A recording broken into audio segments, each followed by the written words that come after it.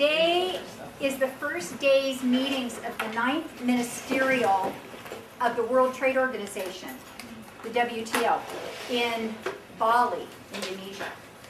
There are huge demonstrations that you can find on the internet throughout Bali, but also today is the Global Day of Action Against Toxic Trade Agreements. So there are demonstrations taking place all over the world, including in Sacramento today. Some of our folks were down there having signs and making the point to stop the TPP, this other toxic trade agreement that has been called NAFTA on steroids, that vastly expands the power of corporations to determine what laws countries can or cannot have, and actually to determine what laws countries must have. That's part of what it's about. So tonight, I'm going to be talking about these trade agreements, about the WTO, about NAFTA, and about the TPP, about what is happening as far as resistance and what might happen. I believe we can stop the TPP. I think we're well on our way to stopping it, but it will take a lot of organizing and citizens' action on the part of communities in all the countries that are affected. And Emanuel is going to speak to us about some of what's going on in the struggles against the TPP. He actually is the webmaster for Popular Resistance's campaign, Flush the TPP.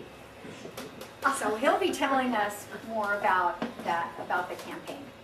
But I wanted to start by talking about these toxic trade agreements overall, before we even get to talking about the TPP. Why are they called toxic trade agreements? Why is it a global day of action against toxic trade agreements? They're toxic, one, because they put trade above everything else, and not just trade, but really the free flow of money, of capital, above everything else. Two, because they are about far more than trade. These so-called free trade agreements are about domestic laws of member nations. And three, because they allow corporations to determine what laws countries can or cannot or must have. So I'm going to start by talking about the WTO. And remember, they're meeting today, the 9th Ministerial. It was just 14 years ago when they met in Seattle. Do you remember Seattle? Were any of you in Seattle during the WTO meetings? I was. And in fact, my book over there, Shaking the Gates of Hell, Faith-Led Resistance to Corporate Globalization, begins with me talking from my jail cell in Seattle. That was a thrilling experience. Through nonviolent direct action, we shut down the first day's meetings of the WTO, one of the most powerful organizations in the world. That was a life-changing experience for me. And by the end of that week, the WTO attempts at expansion of their powers had gone nowhere. And since that time, demonstrators have dogged their meetings, and they've really not been able to make a lot of progress.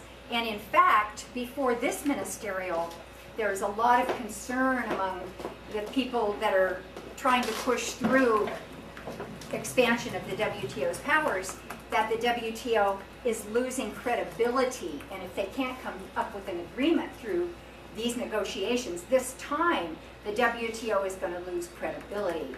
Oh, too bad.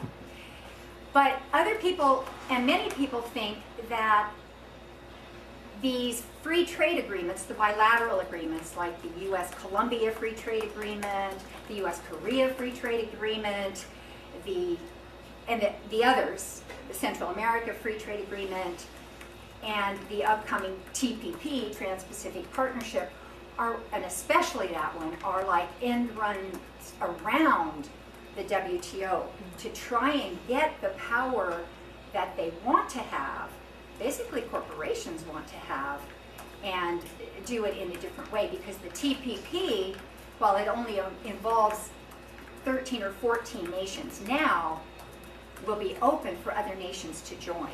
And so it could, with its vastly expanded powers, become another kind of global monster of a trade agreement.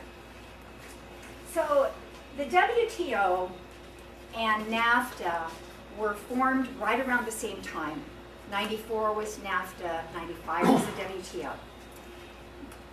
The WTO is a successor to one of the Bretton Woods institutions. Bretton Woods, after World War II, the business elites, the political elites got together at Bretton Woods, New Hampshire, and they formed the International Monetary Fund, the World Bank, and the precursor to the GATT, the General Agreement on Tariffs and Trades, which later became the WTO. So they had a whole mindset already at that time that has now progressed and grown. And so the policies of the IMF and World Bank, note, they're not all that much different than the policies of these trade agreements. You've heard about the structural adjustment policies and why the developing nations are so indebted. These are all related, and I have a lot of information that I can share with you about that. There are a lot of materials over here. One's about the rules of the global economy, the rulers, the rule makers of the global economy, and so on. The ideology that supports this global economic system that we now, many just take for granted as the way things are, but that ideology is sometimes called market fundamentalism, that is just assumed. So it began there at Bretton Woods, and then in 1995, the WTO, everything reversed and it became enforceable. All its rules became enforceable, all the so-called trade agreements. Trade restrictions and trade requirements. They became enforceable. And it wasn't just tariffs and quotas like what you think about when you think about trade. Trade agreements, it should be, oh, let's trade. And you take that and I'll take that and we'll all get along and that'll be great. But that's not what these are about. There is something that they call non-tariff barriers to trade, and that can be anything that interferes with a corporation's right to make profits. Non-tariff barriers to trade. And I'm going to give you some examples, concrete examples, because it all sounds really bad, but until you have a concrete examples, it's hard to really put your mind around it. So the WTO is got 159 member nations. It's actually an institution. It's based in Geneva. If a country, if a corporation doesn't like the law of another country and thinks it's preventing that corporation from making profits, the corporation needs to convince its home government to file a dispute at the WTO. So it needs to get the government, the home government, and governments will do this because, as you know from our country, governments think that the well-being of the country depends upon the well-being of the corporations. And so they're pretty open to filing a dispute on behalf of a corporation. That's how it works at the WTO. Right after it was formed, the first dispute that was filed at the WTO was against the United States by Venezuela and Brazil. And it was on behalf of their oil companies, their oil-producing nations. They filed it because they didn't like our Clean Air Act. There were aspects of our Clean Air Act that they felt prevented them from making profits.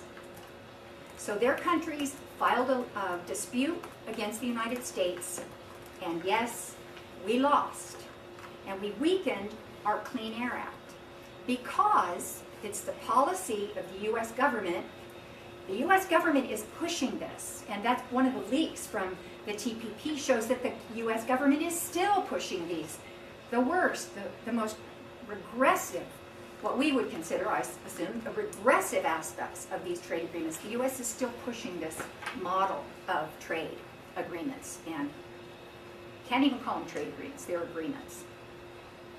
So, yeah, so we lost, and we weakened our Clean Air Act because it's our policy to conform our laws to the agreements that we have entered into. So that's unlike any treaty. These are trade agreements, supposedly, that are non-binding. These are binding. If we don't conform, then we can have tariffs or other sanctions applied to our country. Such as when the U.S. filed a dispute at the WTO against the European Union. We did that because the European Union, during the whole mad cow disease scare, said we don't want any kind of beef that comes into our country that has bovine growth hormones or antibiotics.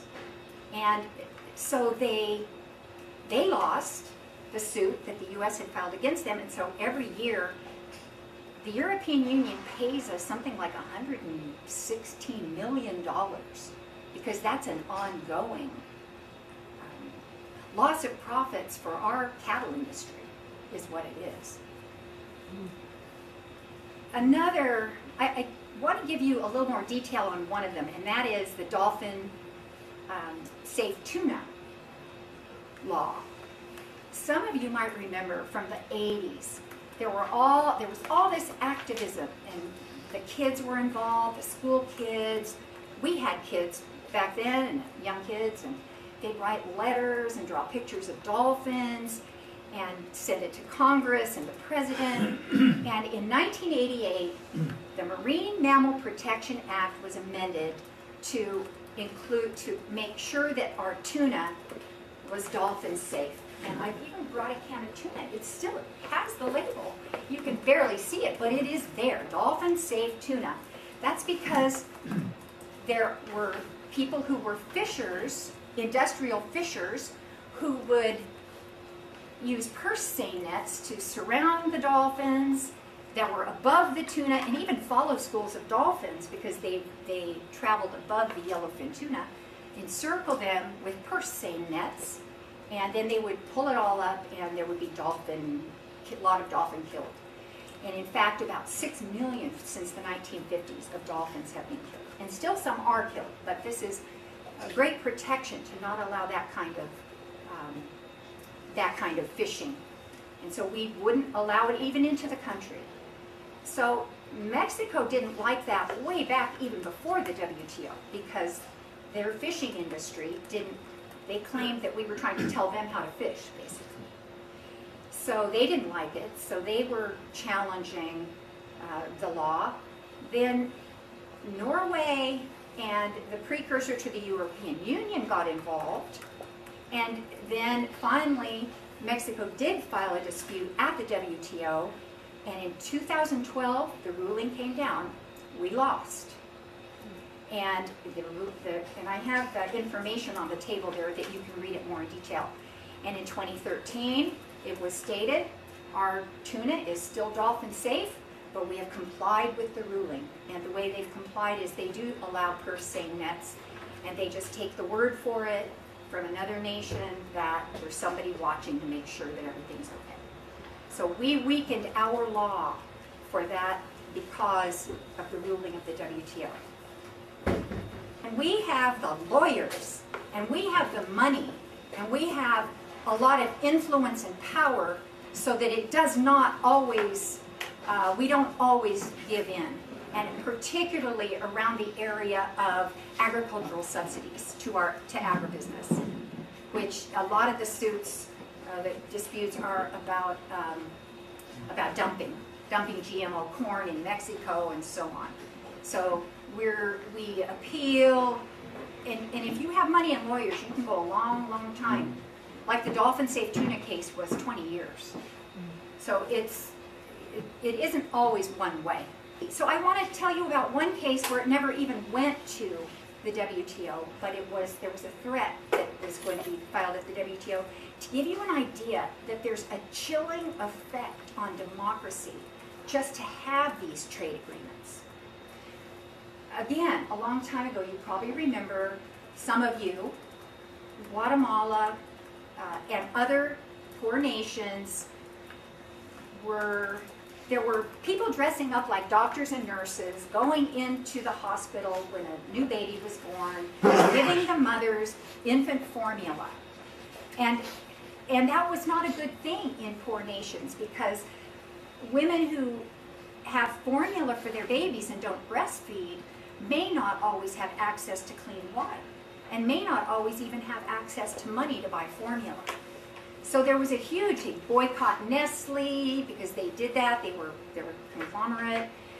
All kinds of people were working on this issue to change this. And Guatemala had a model law. The World Health Organization held up Guatemala's law as a model for other developing nations. And the law said, we will not allow pictures of fat, healthy babies on infant formula or on baby food in our country. And that was a model law. Gerber, with a picture of the big healthy Gerber baby, and whose motto is "Babies are our business," they threatened to challenge Guatemala through the WTO, and Guatemala took away that law for imported baby food and formula. So it has a chilling effect on democracy. That's what's at stake here with all of these this whole trade regime. It's not just the individual laws, but it's democracy itself. So moving to NAFTA. NAFTA is just California, Canada, United States, Mexico. But there's something in NAFTA called Chapter 11. And Chapter 11 gives corporations the right to directly sue the government. So, in other words, the cattle industry could have sued the European Union. You don't have to, you can bypass the government.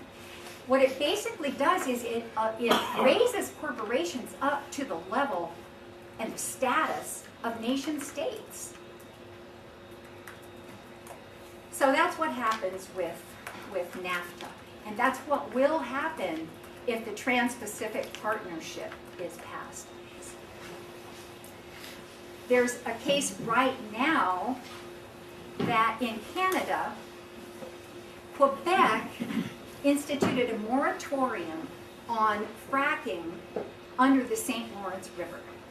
A moratorium, not a law banning, a moratorium. There is an oil company or a fracking company called Lone Pine Resources. It just sounds so nice and natural.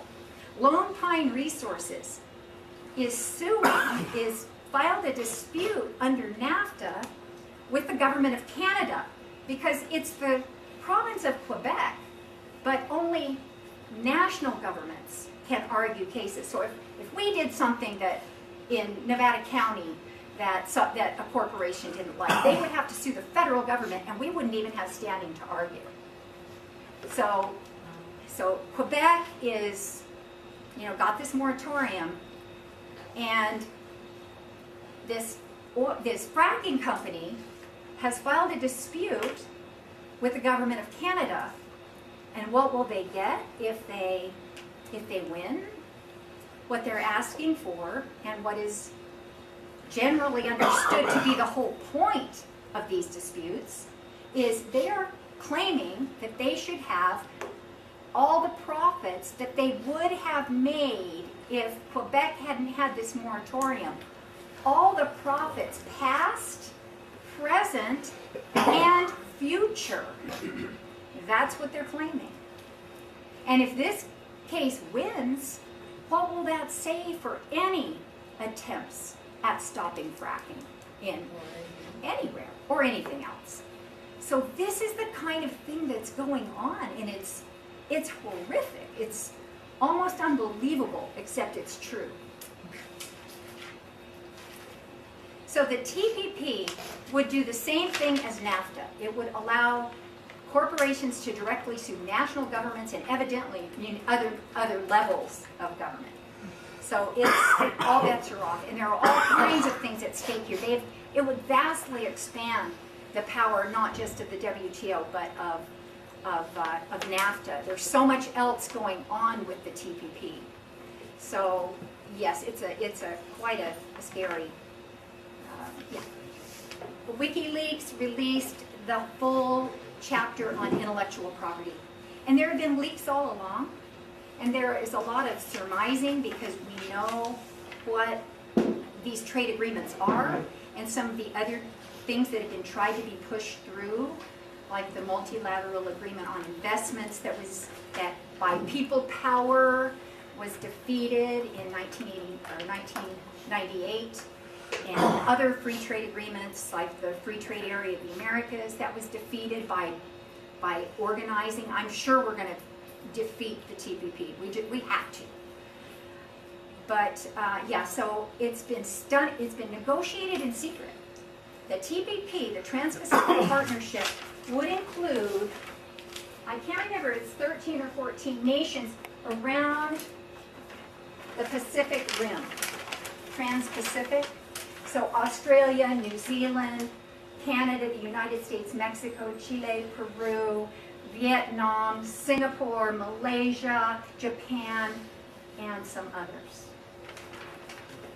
So it's kind of all around the edges of the Pacific. There's also, TAFTA is being negotiated, and that's the Transatlantic Free Trade Agreement. So this isn't the only one, but this is the one we're looking at and the one that we really need to make sure that doesn't happen.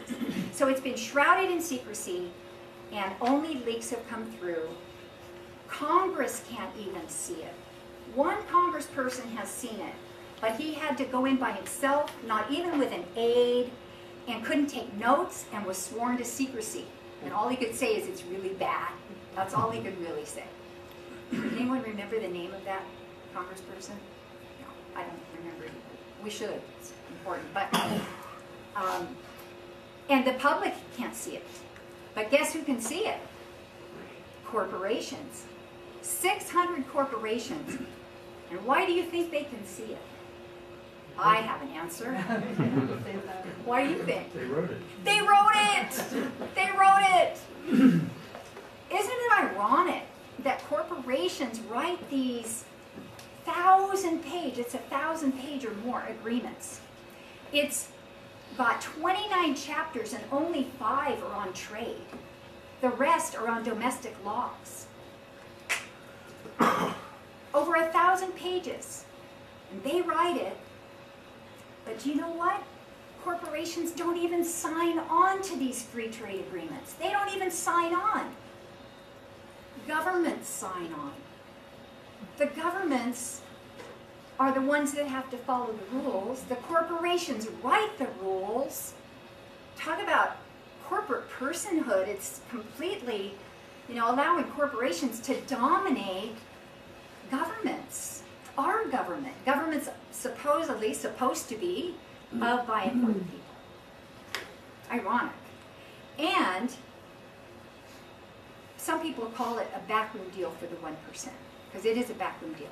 Remember SOPA, the Stop Online Piracy Act? Mm-hmm. That's incorporated into the TPP. Mm-hmm. It would also extend monopoly protections, and including with medicines, so that it would make it much more difficult for people in this country, but also people in very, very poor nations, to have access to generic drugs, cheaper generic drugs.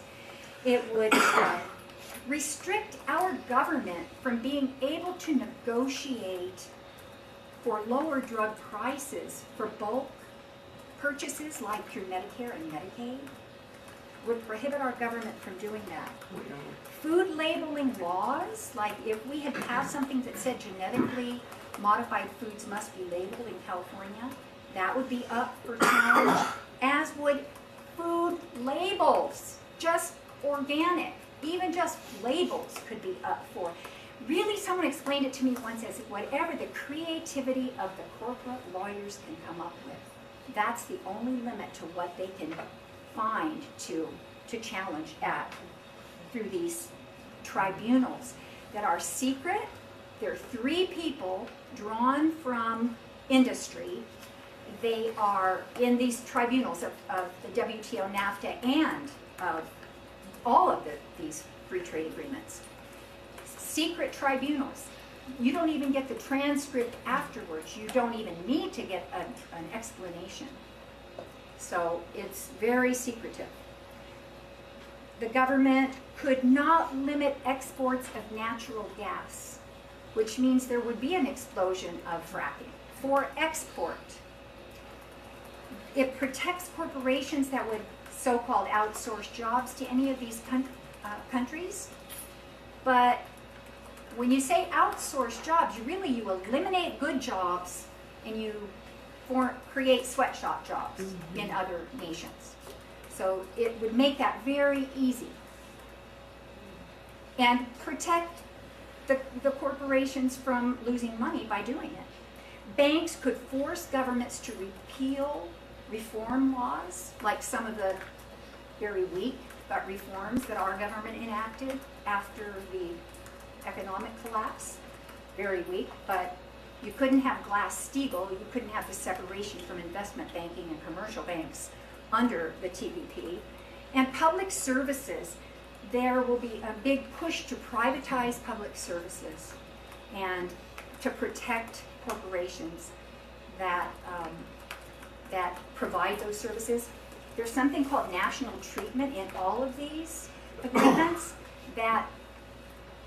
which means that you can't discriminate by favoring a U.S. company over, say, a Vietnamese company or a Japanese company. National treatment. So these are just some of the things that we already know about what is coming if we allow the TPP to, basically, corporations are making the rules for governments to follow in the WTO, in NAFTA, and if we enact the TPP. That's what's going on. But it doesn't have to happen. It doesn't have to be like this. There are lots of alternative ways to organize societies and to organize economies. There's something by David Porton called Economies for Life, and you can feel free to pick that up if you like. Again, the WTO negotiations have gone nowhere for quite a few years, and that's because of people power. That's because of people saying, no, this won't work, and certainly not just people in the United States.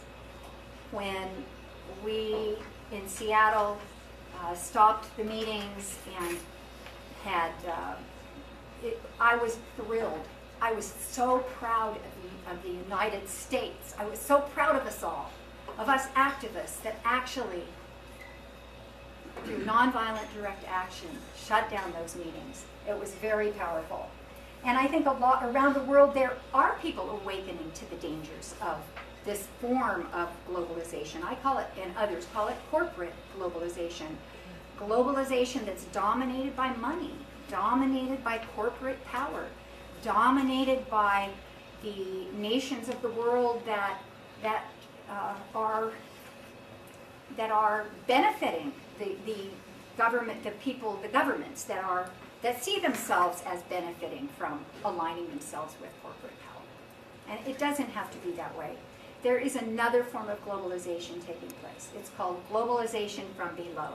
It's a people's globalization, global civil society, people reaching out, and as you say, yes, beyond borders, people all over the world are.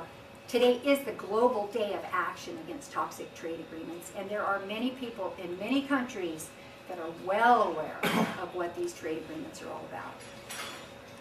So I'm going to, before we go, I want to tell you a story about another WTO gathering in Cancun in 2003.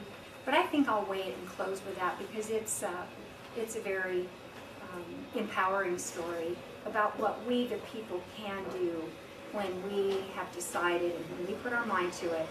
And I just have to believe that there's a power at work in the universe that is on the side of life, and is on the side of hope, and is on the side of the flourishing of the world, of the earth, and of all the people. And that there's so much at stake that I choose to have hope. Sometimes it has to be a choice, but I choose to have hope.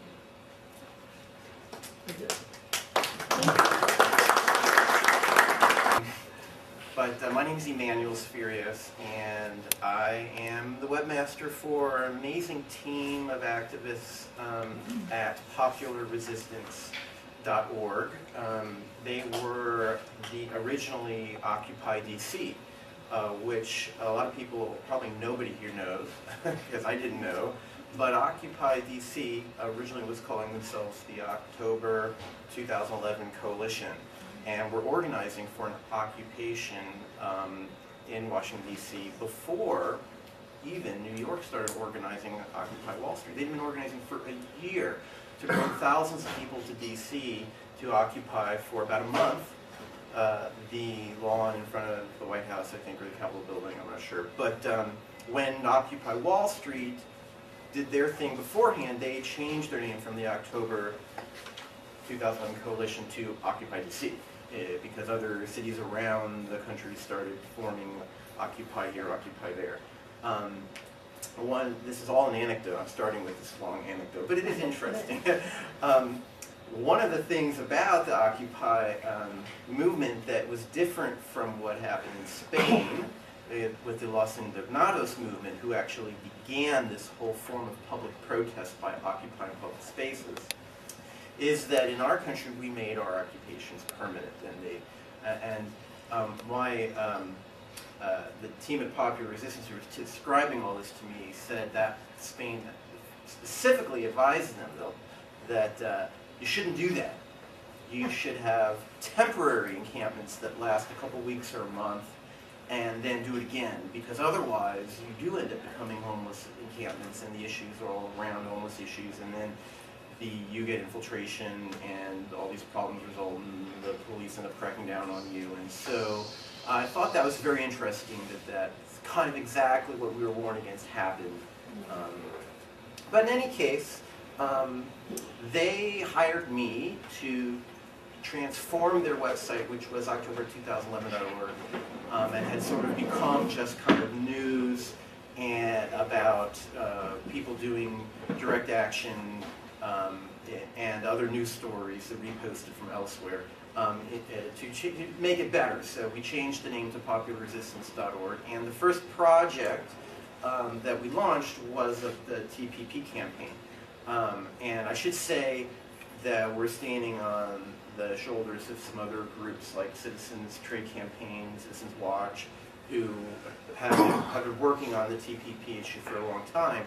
But it wasn't until we launched flushthetpp.org, and that it was like 3 months ago. It was incredible how much traction, how many people are across the country are working against the TPP now, because I don't think many people even knew about it 3 months ago. And I don't take credit for that, except that I got tech skills and I put up some functional stuff on the website. But really it's Kevin Zeese, Margaret Flowers, and other folks that are on this team that did this amazing job. I really don't know how they did it, but we had, within the last 2 weeks, 34 cities sign up on our website, submit actions. This is the form where you can submit I'm doing an action against the TPP, and then we list it, and we have a map that shows location, so people can go look at the map and then join the protest, etc. And today there have been 34 protests against the TPP and all toxic trade agreements today. And they send us videos and we post those and photos, and some of them are really creative. I think that the whole TPP sounds like TP, toilet paper, and it's about as use. Actually, toilet paper is much more useful. Sorry, I said that. I'm so glad we have toilet paper. But they're both after they're used, you flush them. So and so I remember the giant. They made these balloons which they pumped. It was huge at one of the first protests, which showed like a giant butt. It said, "Free trade my ass." Flush the TPP. That's kind of, the creativeness was really, great, and I think it helped to ignite the movement. And so that's what I do. I could talk about how I think we can defeat this when our government is clearly bought and owned by corporations. And I think part of it is by, well, I can give everyone, many of you have probably heard my civil disobedience, speech. That's part of it. We need to actually raise the social costs, the real costs of whatever policies, the oppressive policies that are hurting people, so that they become more expensive. And you do that by actually costing them money, making them arrest you, tying up the courts, etc. When the movement gets large enough that it actually costs more to police domestic dissent than you're getting from the benefit of the policy, that's when they'll really take a stop, because all they can think of is money. So you have to cost them money. And that's what we did in Seattle in 1999. And that was amazing, and I agree, it was like the highlight of my activist career. We stopped every single entrance into this giant convention center where the delegates could not get in, completely nonviolently. And the Direct Action Network, who organized that, some folks I know out of the Bay Area and other places, did such an amazing, excellent job. Things like they invited the media to their nonviolence trainings beforehand. So we even got sympathetic media during the protests, because the media had been with the protesters for months beforehand. These are tactics we need to do now. It's hard. We think the corporate media, they're awful, but we have to reach out and speak and educate them, because that's the other side of this coin. Civil disobedience on the one hand, but truth and education on the other. Because they are only able to keep their system going if they if they can believe in it and convince other people of it. Because that's how ideology works. It's self-serving. But other than the psychopaths, the people who are there promoting it, they believe it themselves, because the ideology provides them with a way to feel good about themselves. Free trade, yes, it comes, I think, from the Cold War mentality. The Soviet Union was so awful, this was the alternative, and we're freedom, and they just ignore all the horrible things. And they really do believe that if you allow the unfettered flow of capital around the world, that, the trickle down, everyone will be lifted up. And what we have on our side now more than anything is that ideology is breaking down because of the constraints of a finite world. And I think this is why the Pope is now speaking the way he is, because most smart people are starting to less people are believing that. Every day new converts are realizing that the free flow of capital and money is destroying the planet. Perhaps there was a time before I was born where you could believe that, because you could ignore limits because we weren't anywhere near approaching them. But now we are, and it's become clear, from the depletion of fish in the ocean to the environmental disasters that are happening to, global warming, which is, climate change is affecting, people all over, and young people particularly born, people in their early 20s right now don't remember a time without seeing the issues of climate change on television. So the reality is giving us a lot of, truth backing, and all we got to do is keep talking and keep educating people, and then the people who are clinging on, are not going to be able to convince their families. So when they go home for Thanksgiving and they're a corporate CEO and they're trying to tell their kids all the great things they're doing, and their kids say, Dad, I don't believe that. All these little things are, they help our movement, and so we can't, lose faith, because we just have to work harder now before it's too late. There's already resistance in the Republican Party. There's also over 100 Democrats that are not going to vote in favor of it. So But that's fast track, right? fast We track. don't know Oh what yeah, the- a fast track. Excuse me. Yeah. I'm not sure. If it's not fast tracked, then how long would it be before the TPP is passed? We don't know. I mean, do we know it would be next year or 5 years? We don't know. I just feel like there's such a small amount of time that, that we have to get out and really get the news out to the people. I just don't see that as a possibility with such a short time. I think it's actually very unlikely to be passed if it's not fast-tracked, only because that really puts all of these politicians on the spot, and this is so universally disliked. I mean, it's really hard to come up with a good argument for it. The other thing is that I think that what's more important is what happens in other countries, and because even in the end, if it's passed here,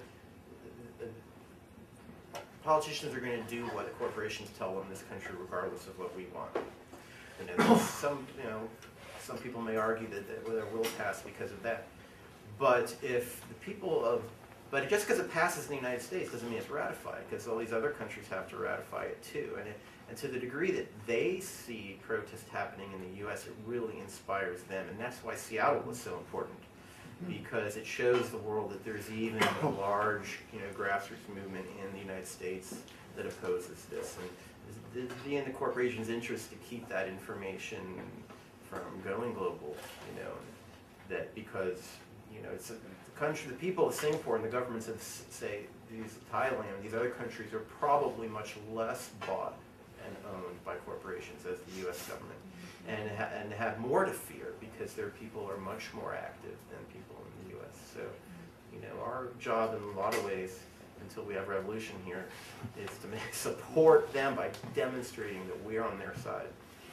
And plus, we know that the U.S. is pushing this, and that other nations are resisting a lot of the parts of the TPP that are worst. I may be wrong about this, but NAFTA was not fast-tracked, but in the end it did pass. Mm-hmm. It passed in a lame duck session of Congress in December 1993 and went into effect January 1994. Wow. And Clinton made some unbelievably huge compromises with individual, senators and Congress people, giving them gigantic, things they wanted, like, in order to get passed. Just, the two people that held out last just got tons of money for their jurisdiction, just were bribed just to vote yes on it, And that reminds me of what the U.S. and the European Union do behind closed doors at these trade negotiations. They take people from developing nations. They might say from Africa there might be like 3 or 4 delegates, or even 2 delegates, and the U.S. has, like over 100 delegates, and they'll take them to what they call the green room, and they'll try and force the government of the poorer nation to give in to the parts that the U.S. wants by promising to eliminate debt and so on. They strong arm. So there's all this wheeling and dealing behind closed doors, both on the national level and on the global level.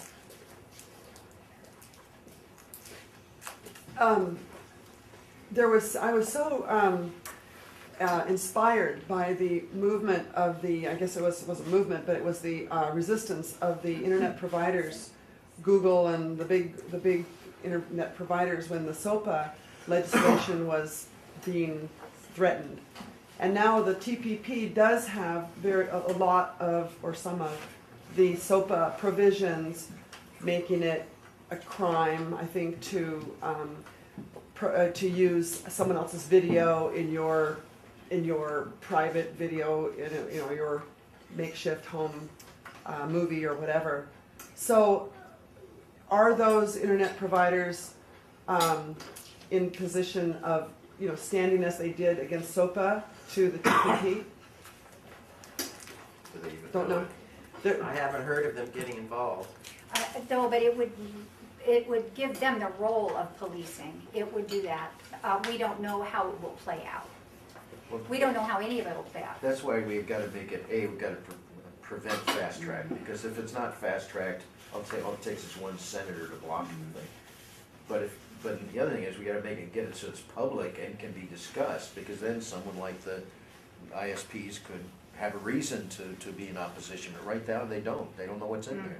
That's right. In Seattle, I was with my friend Ruth Hunter. She was 83 at the time. And as we got pepper sprayed, shot with rubber bullets, subjected to sound grenade and tear gas all at the same time, while we were sitting blocking one of those entrances, it was the convention center was right at the center, and there were all these intersections. And so we were at one intersection. It was San Francisco and Santa Cruz. I lived in Santa Cruz at the time. And so she was also with me in Cancun in 2003 when they had a meeting there. That was a whole different experience, because they had learned to not be so vulnerable as to put themselves in the center of a circle where there were intersections all around.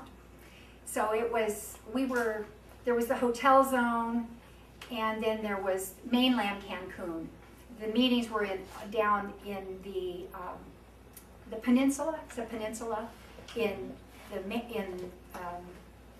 the Zona Hoteleria, so the hotel zone, and then they had blockade to prevent people from Cancun City from going down into the hotel zone.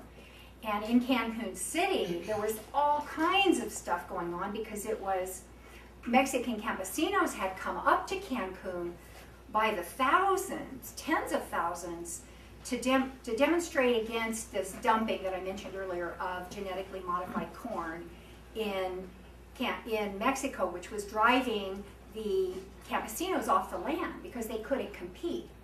And so inside the negotiations, which were down in the peninsula area, inside the negotiations, there was a group of 21 nations that formed, and they represented more than 50% of humanity, the developing nations, including China and India. I mean, there was a large group, and they were standing firm against the U.S. and the European Union demands, which the European Union and the U.S. always want to have those countries eliminate their tariffs and eliminate their subsidies for their farmers, but they don't want to eliminate subsidies for agribusiness.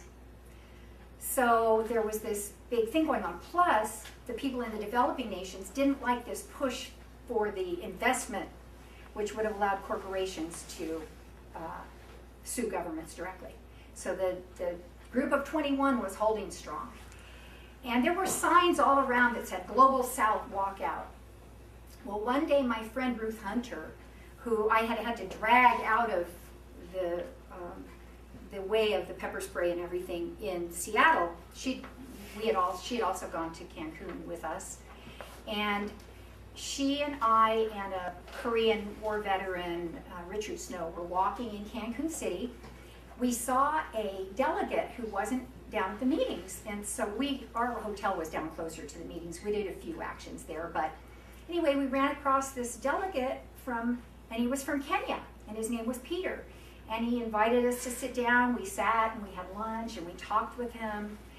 My friend Ruth, who was 87 at the time, she said, Peter, can you tell me why you just don't walk out of the talks? And they talked about that for a while.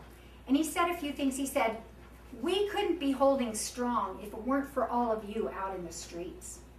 And he also, the demonstrators, and he also said, we can't go home and say yes to this agreement because the people wouldn't let us, which means the people have power in other countries as well.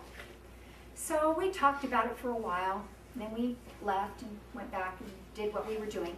And by the way, there's never been a place that I've been where I felt less powerful than in Cancun.